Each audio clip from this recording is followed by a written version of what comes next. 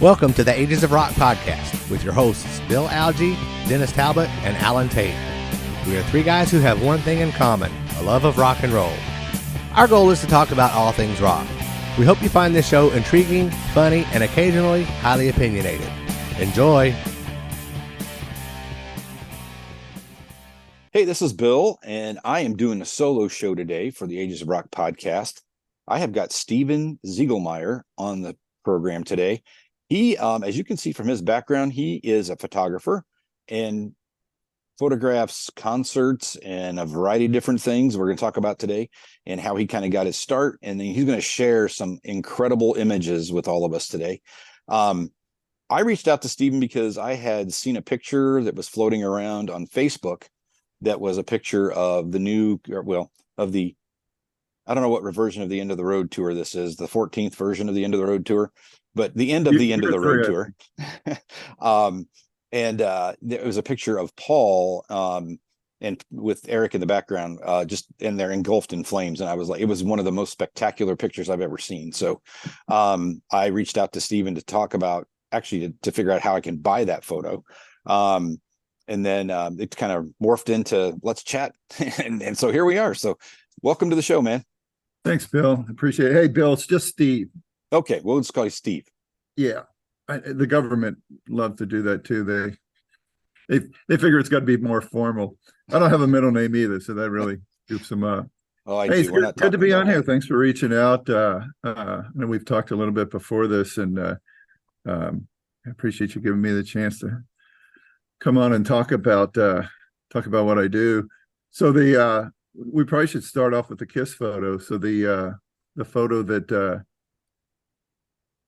you were talking about, is this one, and that is on this. I think we're on year 3 of End of the Road. Yeah, I look back through. I know in 20. Yeah, it's not. I don't see it. I don't know if it didn't get clicked, but I'm not seeing it. Oh no! Stop sharing. Try it again. That's it. There you go. It's weird. Okay, yeah. So just a little background on me and why this photo is important. And this series of photos is my first concert ever was Kiss at Riverfront Coliseum in Cincinnati, 1979. I was 16, and to start off your first concert, Kiss is a pretty high mark, because after you see them, every other concert seems a little tame. Things have gotten bigger now, but at the time, nobody had as much pyro and as many lights and unique lights. So it was really cool to shoot this one because it was about 44 years later. And the first concert, I was in a suite, which is at Riverfront, which is now Heritage Bank Arena. The suites are all the way in the back, all the way up at the top. So it's as far away from the stage as you could possibly get. Wow. And they're nice, but when I saw them, me and my brothers, we watched two or three songs. Kiss was blowing up the stage, a fire, everything going off. There was a kid sitting in the suite watching like 70s sitcoms. And I said, we got to get out of here. We got to get down in the crowd. We got to get down in the action. So what was really great is, I've been shooting Kiss for about 12 years now. For this one, instead of being as far back as you could get, I'm in the pit. There's nobody in front of me. I'm as close as you can get. It's pretty cool. I mean, I would have never thought, when I was 16, that when I looked through all those cool Kiss photos, me and my buddies would sit there and look at all those magazines and the album covers and all that. And I would have never thought I'm going to be the guy taking those photos. But this one in particular, I think that they've upped the pyro on this tour, because I've shot them a lot, and I've never seen so much fire all the time, behind them, because the fire is really it's really difficult to shoot because basically it goes up and it's gone. It's real quick. Hopefully you got somebody in the right pose when it happens. But a lot of times you just see the remnants of the fire, like the fireball, go up. So they're really tricky to get. On this one, the one I really like too from this shoot was I got the whole band with that fire going on too. So wow. That's one of my favorite ones. And that's so the one kind of shot I always try to get when I shoot a band, the money shot for me is every member of the band in the photo. And it's hard because look at the little Eric in the back. Yeah, I don't think you're sharing that photo. Did you change photos, Steve? Yes, I did. It so is didn't. the other one's up? No, I think all of them are up. You can see little thumbnails of all of them. Now it's just you and I. Okay. I stopped it for a minute. Yeah. Oh, I thought I had a hold of this. So here's the finder. So you're seeing that. You're So seeing all the little thumbnails? Yeah, these are thumbnails. There you go. See, it's the same thing I just did. I wonder what's going on with Zoom. Yeah. Anyway, so you can see if Tommy takes a step to the left, Eric goes away. But this one, worked out perfect. There's every member of the band, and everyone's got fire behind them, which, these are the kind of shots you just cross your fingers and shoot a lot. And the other thing that complicated this one is they've got a robo camera in the pit that's constantly going back and forth and taking video, but it's literally right in front of us. So when this goes on, that thing goes right in front of you. I've got more shots of the robo camera blocking, and then video guys on the other side. So these things they're a little bit of a challenge. I mean, you got to jump in between. Well, and then about 7 or 8 other photographers all trying to get this too. But I mean, nobody's more fun to shoot than Kiss. So you said you shot them about 12 times? I think I shot them about 8 times. I've been shooting them since first time I shot them was 2012. And I try to shoot them every time they're around. I think I might have missed a few of them. But I mean, the great thing about Kiss too is that they pose.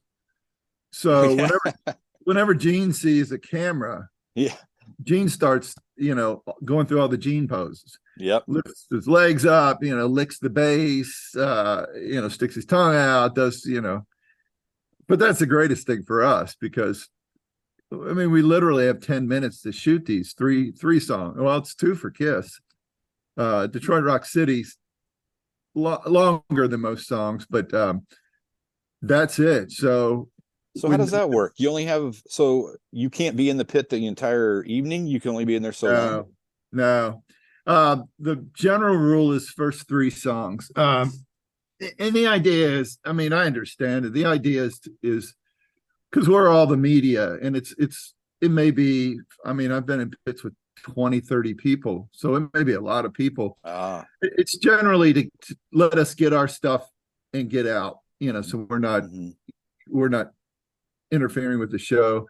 Now there are a few bands, very few, that'll let us shoot an entire set. Those are really rare, but so basically, well, and Kiss is a weird thing because for the beginning of this, we literally aren't even in the pit yet because we had to wait outside of the pit for the kabuki that covers the stage. Oh yeah. What happens is they drop it and then all the roadies grab it and run off. Well, we can't be in the pit because they're in the pit. So we've got to be outside. So when they came down out of the ceiling, let's see, try this again and see if this will work. They oh, where is that shot? Oh, there it is. No, there it is. Is that showing up? Oh yeah, yeah, that's cool. Yeah. Okay. So when I shot this one, I'm literally out of the pit. Wait, well, they have KISS has VIPs that go in the pit too. So they have to wait for the kabuki. So we're standing on the side while this is going on. So I had my camera, I'm taking shots from outside of the pit as this is going on. I mean, so that's what happens in concert photography. There's a curveball every minute, and you never really know what's going on till you're standing there. So you got to be ready just to shoot wherever you're at. But then we get in. KISS is 2 songs, but the general rule is 3. Once you're done, you're out. And a lot of them, you even have to leave the venue. Now for KISS, Wow. the venue for this is a big arena, and they generally let us hang out, because we can stand on the concourse and watch. But for a lot of shows, Taylor Swift, I just shot, and for her show, literally, if you I have my Taylor Swift photo there. If you don't have a ticket, as soon as you're done shooting, you got to leave. Wow. You can't stick around. And if you have a ticket, you've got to take all your equipment to your vehicle, and then come back in like everybody else. But yeah, it's a fast 10 minutes. You sit there and before you know it, it's gone. So Taylor, I shot down at the just amazing, man. That is so cool. Thanks. So this was at the Paycor Stadium, and we were a long way away from her. There was a big ramp that came down. She doesn't come down it on the first 2 songs, and we're all at the back of it. So I've got a huge 500 millimeter lens that I shot this with. Yeah, it was very cool. So these were moving. So this isn't stagnant. So these kind of shots are, you just shoot a lot and watch and hope you get something cool. Yeah. Because these were men that had them on their backs like parachutes, and they were moving them around her. But the really cool thing about this shot is, look at the side of her face, that warm light. Just as this happened, the sun came out. And it's like, it's one thing I like about concert photography is there is no planning. You just got to shoot. You just got to react to things. And, you couldn't have planned this perfect light to hit her at that moment. So you just shoot a lot. And when you get back to the studio, you just cross your fingers and hope you get these little moments, because anything in this photo could have went wrong. Yeah. Especially microphones. A lot of times, here's the big problem with concert photography. You got a lot of mics right in front of faces, which, if you can move, you can get these cool shots. Sometimes you can't move or they don't move, and you get these great shots with a mic blocking their face.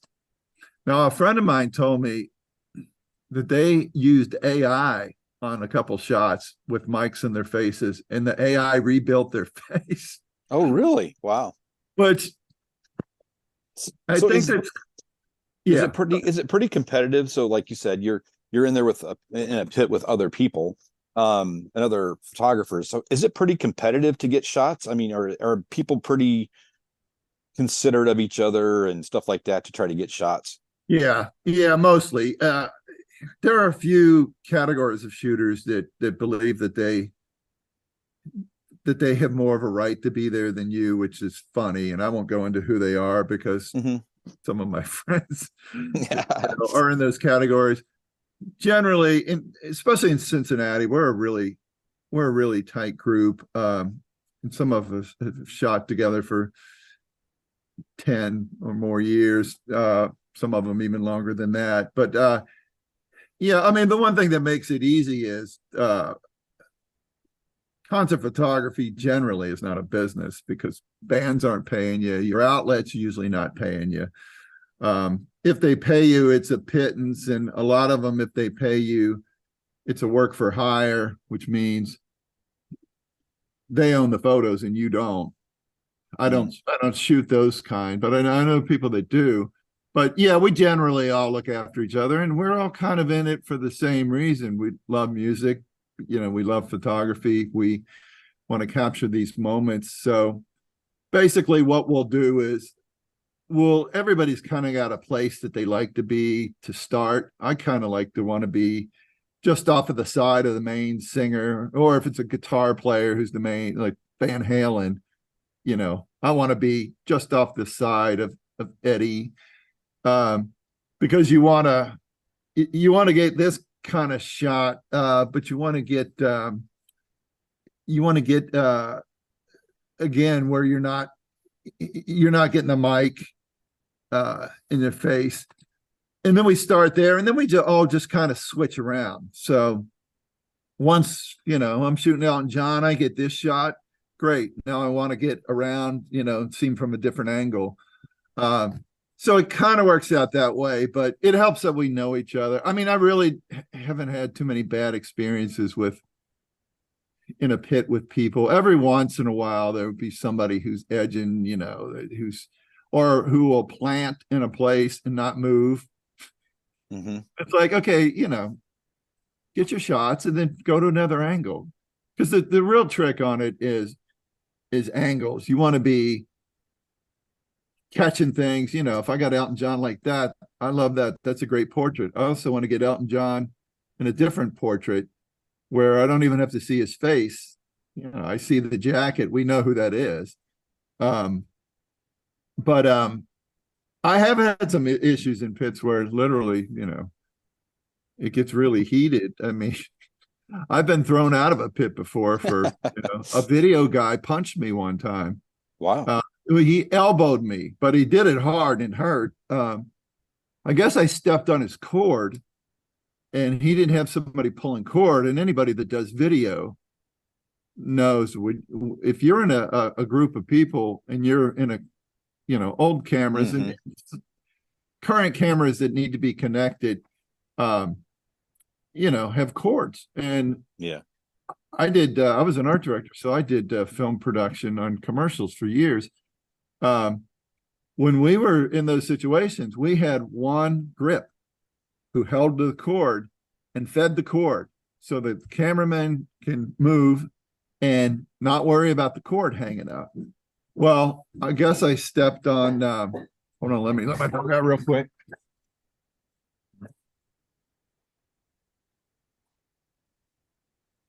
So if anybody's listening, you really need to go and look at this on video because he's sharing some pretty cool photos for sure. So do you have some other photos you want to share with us? Yeah. Let's go through them. I picked a bunch of them. I thought we can flip through. You can stop me whenever you want to talk. But maybe we'll go through and do a bunch of them just so we get some content. So Alice Cooper, I mean, one of the greatest to shoot. And we were talking about Kiss. I mean, Kiss, there was no Kiss without Alice Cooper. He was the first one to really take theatrics, to a high level. So on this one, Steve, I don't see your picture, buddy. Yeah, I wonder why this keeps doing that. Oh, I'm in the same program. Can you see it now? No. Let me stop and reshare.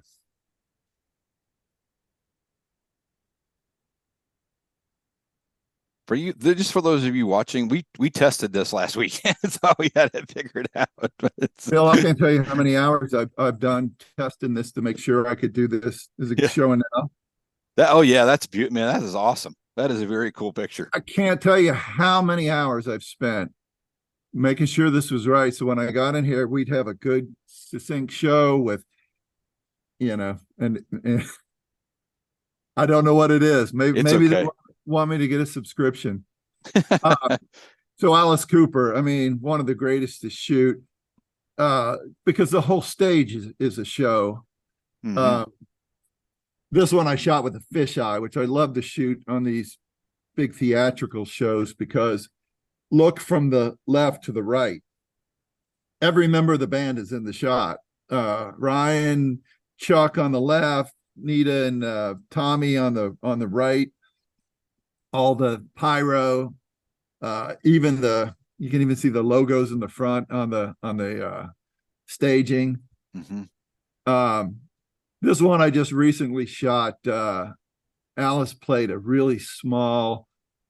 He just went off tour with Rob Zombie, and then he did this little small tour. This was at a little hockey arena in Troy, Ohio, 3,700 seats, and I got this. And this one, the thing on it, he didn't have his top hat on for this one.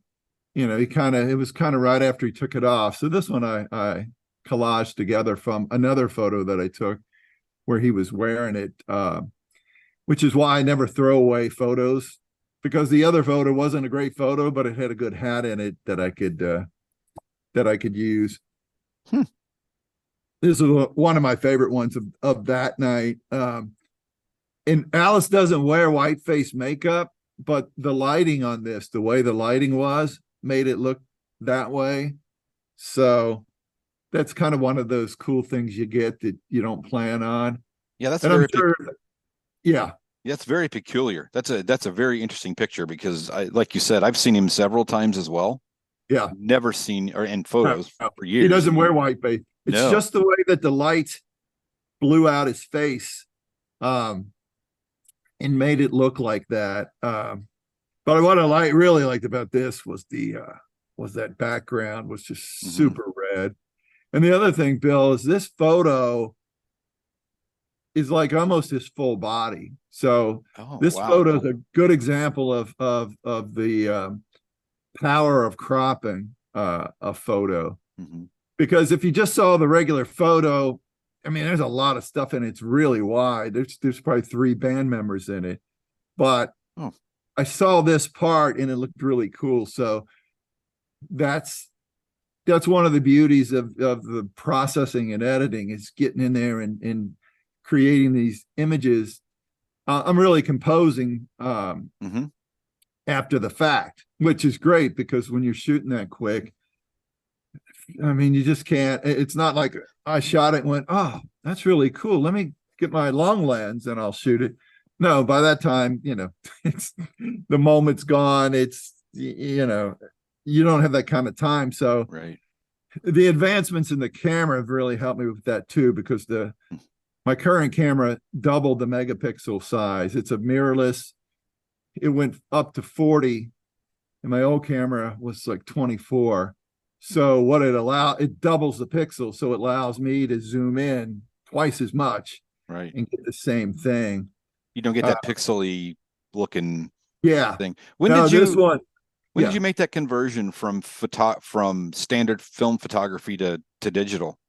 See, I never really was a film photographer. Okay. The thing. I'll give you a little background. I went to I was always an artist. So when I was a kid, my thought of what I was going to be was I wanted to design album covers. Oh yeah, you mentioned that earlier. Yeah. So that's can you see that one? I can still see the picture of Alice. Okay. Yeah, it's not going to work with me. All right, let's go back to that. I don't want to goof this up. So I went to a commercial art school, and I became an art director and spent about 25 years as an art director. So my job as an art director was to design and concept, create, and produce advertising of all sorts, from TV spots, billboards, ads, anything that involved, any marketing medium. so in the course of that, I hired photographers. I hired food photographers, portrait photographers, architectural, any kind of photographer, whatever I needed to meet my needs, which I really enjoyed. And I directed them. So I would come in with a layout and say, here's the idea, and here's the way I want it to look. They would shoot it, and I would direct them. So really, at that stage, once I did that enough, the only thing I wasn't doing was operating the equipment and the lighting. So it's not a huge jump for an art director with that kind of background to be a photographer. But I never really did much in film because it was too expensive, and film didn't let me, be creative enough. If I wanted like a sepia toned black and white photo, I couldn't do that just in film. You had to shoot the film, develop the film, make a print, and a sepia. That's a processing thing that somebody on the processing end has to do. Well, unless you're doing it yourself, a lot of that stuff is just hit and miss. And I never had very good luck with the labs being able to reproduce what I was looking for. Or timing was a problem, because in advertising, time is money, and money's a problem because clients didn't want to pay for all that. So I never really got involved in it then. But when digital photography really started coming into use, I was doing it, I was working in Photoshop and retouching stuff. And then I could control everything. So as computers got bigger, faster, better, I could do a lot of that stuff. But really, the thing that converted me to a photographer from an art director was I started freelancing in 2006, and the agency that I was working for was a digital agency. I was freelancing like full time, and they used a lot of stock photography. They didn't do a lot of shoots. Well, the problem is if you're an art director, you come up with these unique ideas, and then you got to try to find a photo. Well, that's stock photography is not really good for that. Most of it, it's going backward, or it's going the opposite way. You should come up with your idea and then create the photo, not try to find the photo that fits it. So to shorten it up, what I did was I had a little camera, and when I was working on an ad and couldn't find a photo or was taking too long, I would shoot the photo. So like one of them was a hand holding an iPhone or an iPod back then, so I would just take that shot. We'd put it in a layout. If it wasn't very big, we could use it. Well, that just kept growing. So I shot more and more of the layouts that I was doing, and I kept buying better equipment. So eventually what happened is I got into this position where it leaned over. People were using me at the agency to do photo shoots, and they started using me more for photography than for art direction. So at one point, it just became obvious. I mean, some people there didn't even know that I was an art director. They were surprised. I said, I spent my whole career as an art director. So I grabbed onto it because I do enjoy doing it. And art direction at the time was starting to change too, because when I got into the business, art direction was a lot of what I did was strategic, creative concepting, ideas.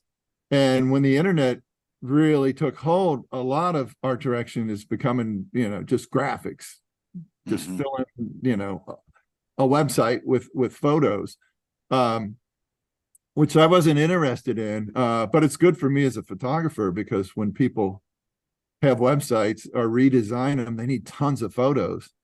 And with social media, they're burning through photos all the time. So there's an unending need for photography now.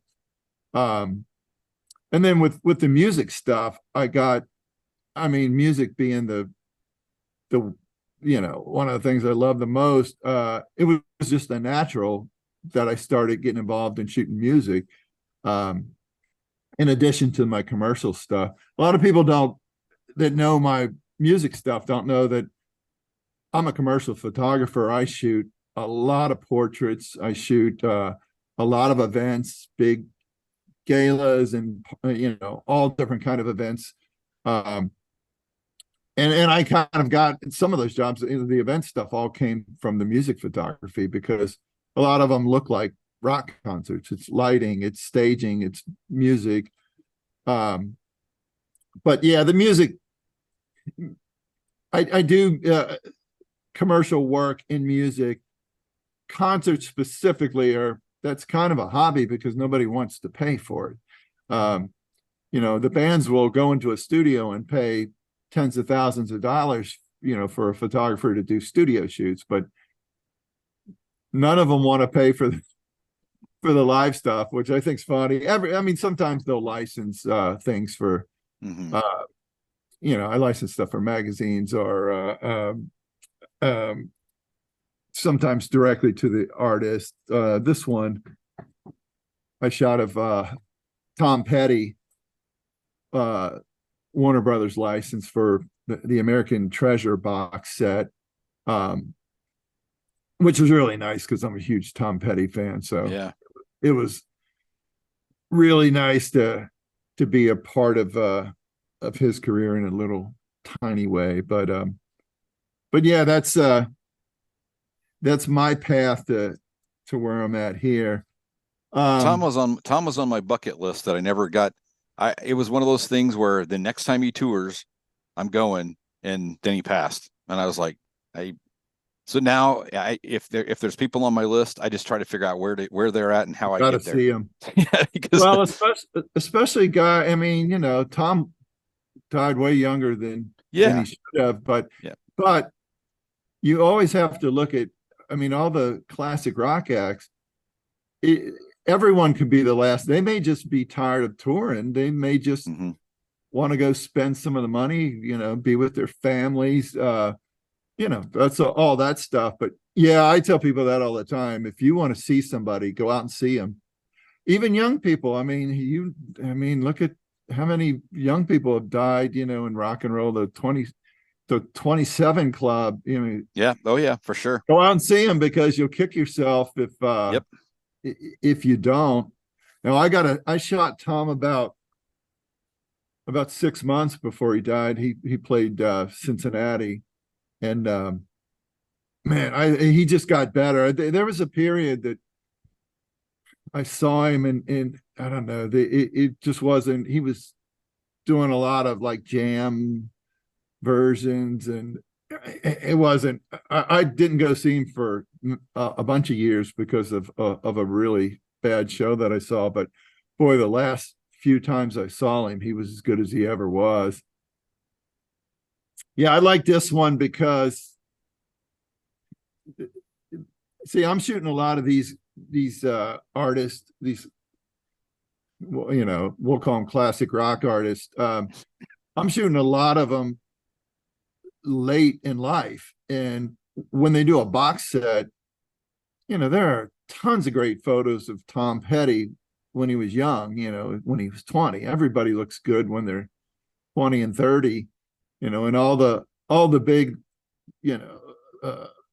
rock photographers shot those guys back then. Well, I'm shooting them late in life, and it's hard to get shots that make everybody look really cool at that stage. So I was really happy with this one because it's just the look on his face, and and he's an older guy, but Tom really looks cool in this photo. Yeah. Sometimes people are overweight, or even the last time I shot him, his beard was like bushy. It made his face look really round, as opposed to this where it's really trim. The other thing about this one that I really liked was when he passed away the next day, his daughter Anna Kim used this photo as her tribute on Instagram. Wow. So I know it was I know there was something special about it when somebody's family reacts to it that way. So yeah, I really like that one. You and I, before we did this, talked about Yeah, one of my. that's an amazing picture. So this is one of my favorite shots that I've taken, and the funny thing about this shot was typically when you're thinking about shooting somebody, a lot of times you've got these ideas in your head like this one. I literally I said, man, I just want to get the one shot I want to get is Willie Nelson's hand, just his hands on trigger. That's the shot. Well, a lot of times when you come up with those ideas, it's like, man, what a great idea. And then you get there and you can't do it. It doesn't happen, for whatever reason. That's just the way it goes. You can have a great idea, but they don't always come true. This one came through exactly the way I imagined it. And, it's not because of me, it's just because incredible luck, and I could grab it. So the story behind this one is he was playing outside at the Horseshoe Casino, which is now a Hard Rock Casino in Cincinnati. And they were doing these outside shows. And basically this one was really early because the way that these work is the casino would give their VIP members free tickets. It was part of their VIP thing. So there were a lot of people there, but I think the show started at 7, maybe 6, and then was over like by 8:30. So they got people come in early and go in and gamble or have dinner and gamble or drinks. Then they went to see the show. The show was way early, so you're already at the casino, so you go back in. I think that's the marketing idea. I think it's a great idea. I'll tell you, it worked really well because there were a lot of people there. So what that meant for me was, typically, like the thing behind me, I'm shooting in dark arenas lit by whatever light that they have going, which is cool. It's a look, though. This is a different look. This was all natural light. And what was going on was, as I was taking this, the sun was just dropping below the horizon in the city. So that this is kind of the edge of town and the city's, kind of back behind it. But it gave this beautiful light. You can see on his hands, this orange, perfect light. And it's all natural. There's no lighting. There's no flash. It's just, was perfect light. So I stood in one spot and probably shot 300 photos of this because I knew it was all working in the camera. And it's like, I'm going to, and the light at sunset, the light changes by the second. So you never know when it's over. Yeah. Sometimes it keeps getting better, and sometimes it's like this perfect light and it's gone. And it's like, when it's gone, it's gone. Yeah, you can't. It doesn't come back up. But anyway, yeah, what I loved about this photo, it's a portrait without anybody's face in it. And those are really cool because they're different. And if you're a Willie Nelson fan, you know what this is. And people all the time will mention this. Now, if you're not into music, you probably have no idea what the beat up old guitar in the old man's hand is. But everybody that knows Willie knows this.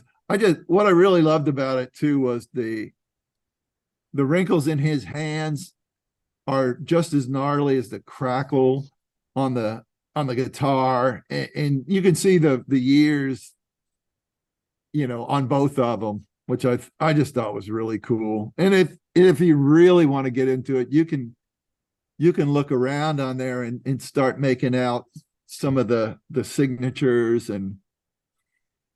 But yeah, it's one I get a lot of compliments. Now I put together a spec poster for this that I designed that says Willie and Trigger, and it's got like leather tooling in the background, but a regular rock concert poster. And I sent it to his manager, which this is a common thing with what we do too. They didn't even reply to it. I would have loved to made a deal to license it and sell it, through his website, but this is why it's not a business.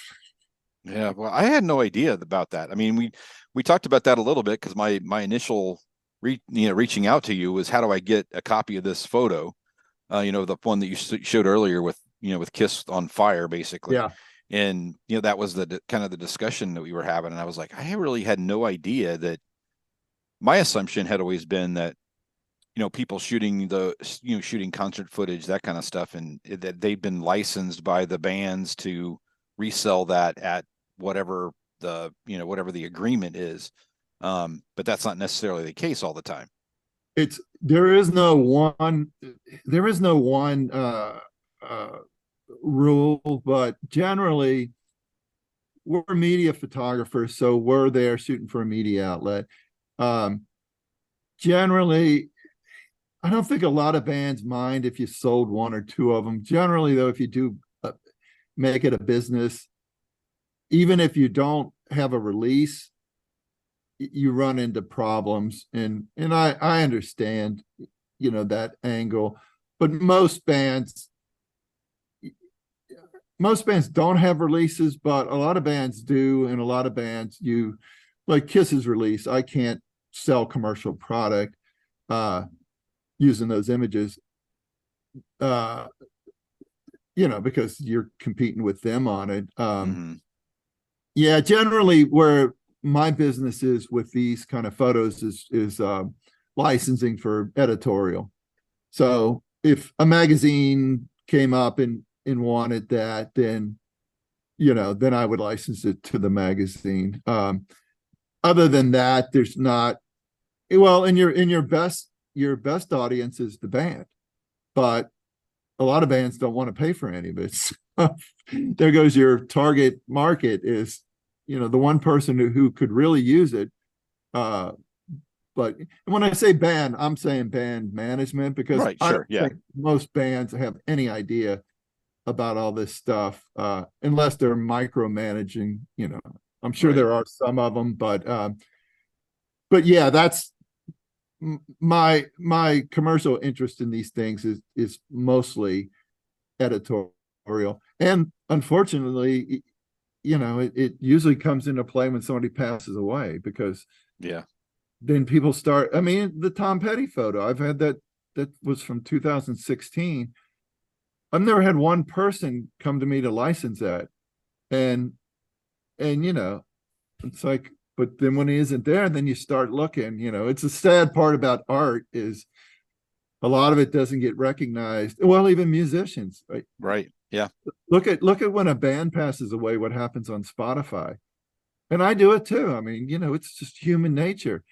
You go, oh, I really like that song, and then all of a sudden, their Spotify's going through the roof, and it's like, well, it would have been nice if they would have got that when.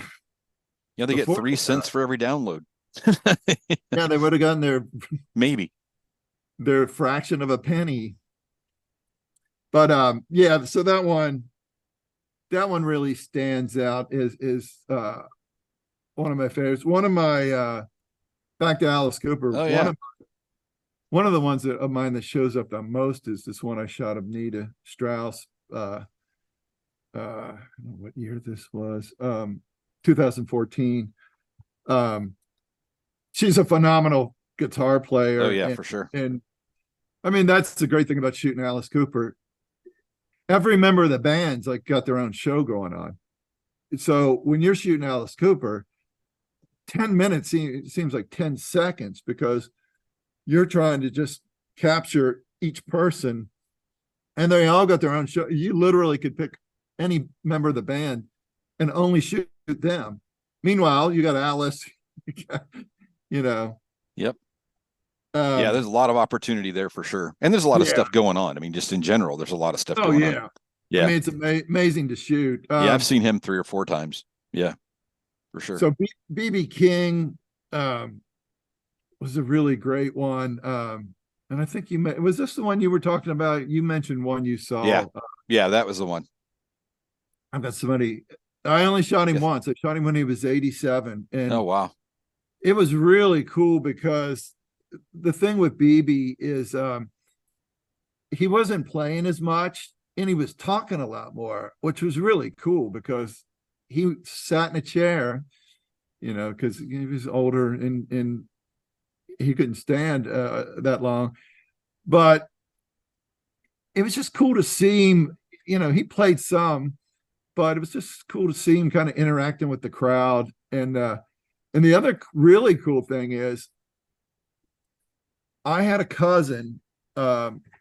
He lived in Cincinnati, moved up to Chicago. He worked as a A&R guy, which the term for him in those days, A&R, he basically was a record distributor for a couple of labels. He would take them to the stores, but he was a photographer, and he left Cincinnati, moved up to the south side of Chicago, married a girl up there, and he shot in all the clubs in the late 50s and 60s, all the blues clubs. He shot, I've got a list of who he shot, and it's mind-blowing. Any blues photographer or blues musician from that era, he shot. Howlin' Wolf, Muddy Waters, B.B. King, all of them. And it was a really great photographer. You've seen his stuff. It's on blues albums and it shows up everywhere. But I've got a photo I put together. Ray Flerloggy was my cousin. He shot BB in 1960, and I shot him in 2013. Wow. So I just thought it was really cool that the two of us shot him, that many years apart. Yeah. But yeah, and I love shooting. I'm a huge guitar fan. So anybody who's an influential or a great guitar player, I want to shoot. Springsteen's one of my favorites. So I've shot him twice on the same tour. This shot that I really like, this is one of the shots that probably when I shot it, most of the photographers already put their camera down, because and I watch these because the lighting's really cool, and two, you just get something that somebody else might have missed. So at the end of this song, he held his arms out like that, and then the lights died. Well, they were almost out when I shot that. I know some of the other people probably had already putting their cameras down, but it gave him that nice light from above and really graphic, and it's just a whole different kind of shot. And it's not a real great photo technically. If you look at it, it's the lens I had wasn't big enough. The cameras, the megapixel wasn't as big, but it works. And sometimes the technical things are you got to overlook, for the emotion of the shot and what the shot's doing. That one I really like. That's a little more traditional, but just the, having the hands and even the cell phones, I don't mind on this one. Typically, the cell phones are annoying to us, but on this one, it does, it's like there's one person almost got it in his face. And that one, Bruce always does the guitar poses, which, I always look for that when I'm shooting these. What is the pose that, that's unique to that person? Cheap Trick. They're always great to shoot. Rick, thousands of poses from Rick. Rick's poses. Yeah. The great thing about this is you've got the whole story. So this was 2016. Look at his fretboard. Cheap Trick Hall of Fame 2016. Yeah, they're one of those bands that they just keep on ticking, man. I love seeing them. Yeah, they're great to watch, and if you like guitar picks, I remember one time I shot him, and he didn't do it while we were in the pit, but the whole time he's, He's Yep. such a great guitar One player. note. Well, he's hitting them and flicking them, and it's like, well, then later in the show, he walks out with a box of them and dumps, like thousands of them. Yep. And I mean, it's a guitar pick. I don't know what those things cost per box. Probably, they're fractions of a penny. But for a fan, they're the greatest souvenir. Yep. That you can put out. This shot is a little more down and dirty, and I like these too. This is at Bogart's, which is Cincinnati. Yeah. One of Cincinnati's old rock and roll clubs. It was started 1975, but it still pretty much looks similar to what it did back then. But Dropkick Murphys, and I like this one. It's kind of raw. You can see, everybody's faces. He's literally almost in the crowd. It's just a sweaty rock and roll club. But it's great for bands like this because the energy in the club with everybody shoved together. Now, this one I really like, the Eagles, because if I told you to name the song they were playing, I bet you could guess it just from this shot. Yeah, I think that's Tequila Sunrise. Is that right? Yeah. I mean, it's like you can barely see any of the members except for Glenn, but you know what that song is. It's like, oh yeah, this is the perfect. And luckily, before I shot him, one of my friends gave me a heads up on this, or I would have known it because I don't typically go out and study this stuff. I like to react. I like to go there and just react to what's happening. I've got friends that literally will study videos. They know everything that's going on. There's nothing wrong with it. And sometimes you get really great shots because when the cool thing's going to happen. I just don't do it. And I kind of like just reacting to it. But a friend of mine told me, and this is another one of those moments where this only lasted for a second or so. It's like a real sunset. It went down, and but I was ready for it because somebody made me aware of it. But it was one of my favorite ones of that tour. Elton, and there's another one of those portraits where you don't see his face, but you don't have to. Everybody knows Captain Fantastic. Even if I never showed his head or part of it, you know what that one is. Elton's another one. I mean, he's an old school entertainer. He let us literally get right up to the stage and did stuff like this. And it's like, that could have been a studio shot. It looks like, I said, hey, Elton, stand there. Still great too. Flaming Lips, Wayne Coyle, I think is his last name, at Bunbury Festival in Cincinnati. Now, the interesting thing about this one was we were in the pit for the 3 songs. Well, this happened after, and I don't know how long after, but quite a bit after. So what I did, I already planned this out ahead of time. I didn't know he did this, but I wanted to take crowd shots anyway. So I had some friends that lived in a Lytle Tower, which overlooks Sawyer Point and Yateman's Cove, where Bunbury was. So I got up in their apartment and shot this from there. wow. And it was a perfect place for this because lighting's always a problem on the crowd because generally the crowd's not lit. Well, for this one, they had lighting shooting through. So you can see it on this pretty good, but on the big version, you can see every face in here. Wow. It's How far away were you? I was a long way away. Yeah, that sounds like it would be. So the park is a big open field. And then you have to go out of the park to the building. And I think their apartment was, I want to say it was like the 10th floor or something.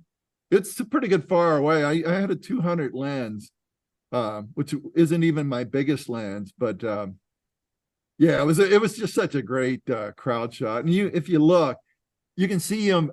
Look at the people anticipating him. here's the people holding on. These people already have their hands up ready. Wow. So Now Steve, this, we got about 10 minutes. We got about, well, just not much longer. If you got a cool. couple you want to run What, through. what, anything else you want to ask me, about this or bands or No, it'd be cool to meet you sometime because I'm in Columbus. I'm in Columbus, Indiana. So I'm not very far okay. away from you. Yeah, I used to go shoot up in Columbus. Yeah, but I saw it was interesting. I was at a show last week. I saw John Waite in a Oh really yeah. small place. I bet there might have been 200 people there over near me. And I took some you take pictures with your phone and stuff like that. That is a question I want to ask you. Do you um does it annoy you when you're shooting people that you see all these phones and stuff nowadays? I mean, just from your perspective. Yeah, it only annoys me when they're blocking me because I understand it. I mean, I wish people didn't do it as much because I know why people do it, but you're not watching the show and it really ticks off the artist. And you gotta kind of figure that in if you really admire an artist and you're shooting them and you're ticking them off. You got to kind of think about that. The biggest problem for me is okay, so Motley Crue. Motley Crue only allowed us to shoot one song. The last time I shot them, which if they would have told me up front, I probably wouldn't even shot them because. But you can, they're using backing tracks for everything, so you can probably just look at any other thing and you could have already shot them. Yeah. So the first thing that everybody, well, we weren't in the pit. We were at the soundboard. Sometimes we're not allowed to shoot. Yeah. We got to shoot back there. And we were on the floor. A lot of times we have a platform so we can shoot over the crowd. They didn't even have that. So everybody, the first thing they did is put their phones over their head and record the beginning. Well, I don't have any shot. And the problem is I've got one song. They can shoot the whole show with their cell phone. Yeah. And I can't get one shot, because they're sticking their phones over their heads. And they're not even doing this. They're doing this. Oh, yeah. Yeah. I'm 6'6". I can shoot over most people. I can't shoot over people holding their hands over their heads. No. Yeah, I noticed that the same. Yeah, I had the same thing. So that show I was at with John Waite, I took a couple pictures with my phone just to get pictures of him. But yeah, I watched people in front of me just record the entire thing, or they had their phones up the entire time, and I'm like, you're not even clapping. You're not in. How can you be enjoying it all? Yeah, and that's that annoys me. Yeah.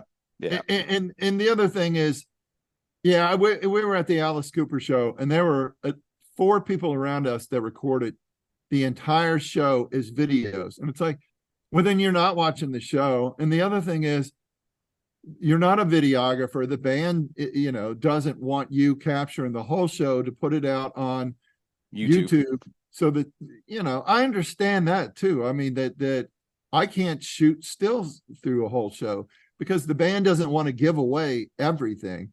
Right. I mean, I understand that they want you to get to the show and experience it. I think, and I'll do it if I rarely shoot a show that go see a show that I'm not shooting, but I'll do it. If I take photos, I mean, they're always bad with a cell phone. I mean, after using my equipment, but what I'll do is take a couple and then put it away.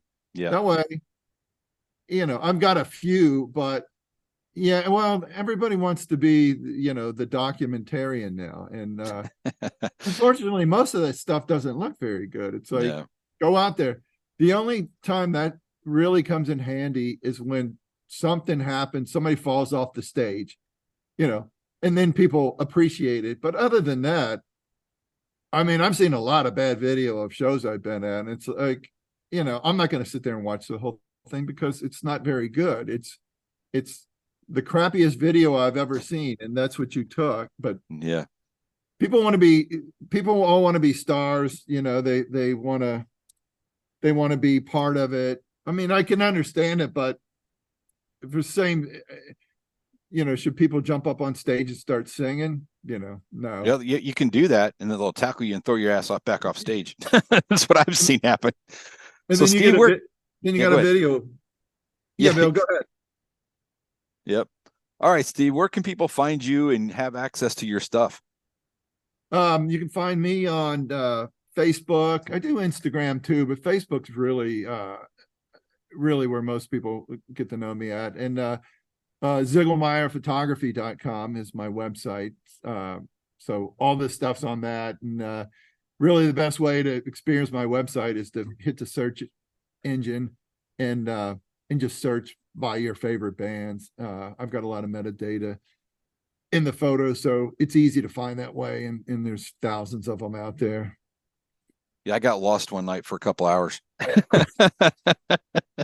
You know what? I go through it myself sometimes, and you shoot stuff and you move on, and I forget how much stuff I've shot over the past 12 years, and it's like it's a lot of stuff. Yep. All right. Well, let me take us out of here real quick. Hang on a second, okay? Thanks, Bill. I appreciate it. It's good talking with you. Yeah. All right. So that was our episode for today. So make sure, I know most people listen to this on, our normal platforms for podcasting, but if you get a chance to watch the video of this, you can find it on YouTube, plenty of it.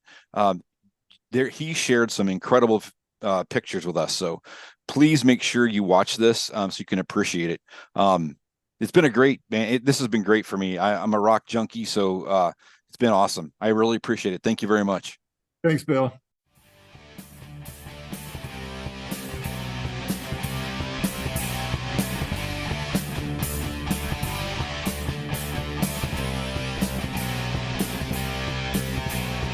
Thanks for listening to the Ages of Rock podcast.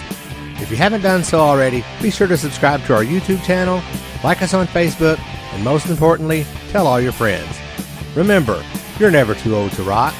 Until the next episode, peace out, folks.